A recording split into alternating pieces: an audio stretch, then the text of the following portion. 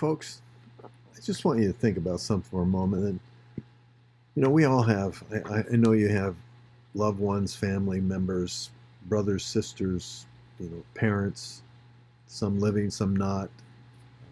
And we all, I think, would embrace the fact that within the realm of family, typically, unless it's a very unusual family, there's love between the members of the family. And you live your life to express that love in various ways to them. But I think we'd all agree that certainly we've all fallen short of that at times. I know. It's fun to watch grandkids grow up, but as they grow up, they become more and more independent. They just don't have the same degree of affections that they once had. And that's to be understood. It matures, it changes. Think about yourself. Now, I know I love my parents, but I didn't act in a way that represented that love for a good portion of my life, early life. I was very disrespectful, especially as a teenager, and rebellious, and I didn't act in the best interest of the family by any stretch of the imagination. And I know I have great love for my family. I know how much I love Sue and how much she means to me, but I know that I, as a person, have not always lived up to the measure of love that I have in my heart for her. I'm a human being. That's not an excuse, it's a reality. And Jesus Christ lived in his humanity. He was fully God, fully man. We've talked about this, but what was it that kept him on the cross? Was it, we tend to think that it was the love for you and me. Now we know in John 13:3, he loves them to the end. It was to the uttermost. It was complete love. We know that the love that he had, being God, was eternal. But was it his love as living as a human being on this earth, having emptied himself, that kept him on that cross? Or was it his love for the Father and faith in the Father?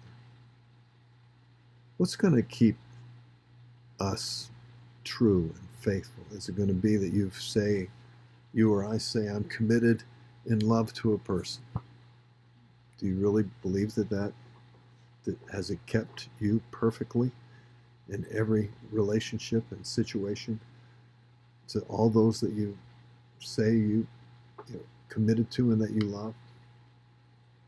Or is it your commitment to God by faith and the love that he imparts to our heart? I don't doubt that Jesus, hanging on the cross, had great love for humanity, but it was the love that he received from the Father by faith. He was the perfect example. He was the perfect human being, so he could be the perfect sacrifice. He truly expressed the "for God so loved the world that he gave his only begotten, unique Son." Now, you and I, we tend to think that, God's love just is going to be there. But his love is a decision of faith for all of us, for every circumstance and every situation. Our commitment to one another is based upon, literally, the commitment of Christ himself and his love in us directed towards one another.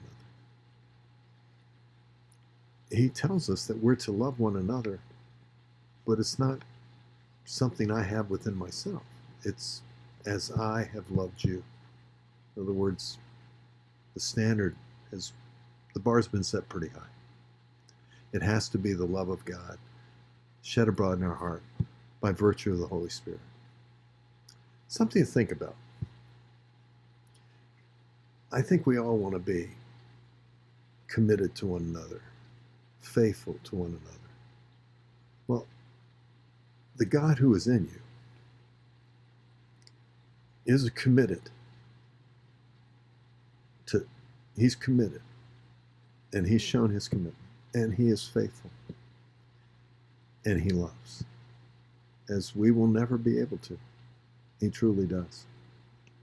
Till next time, friends, God bless you.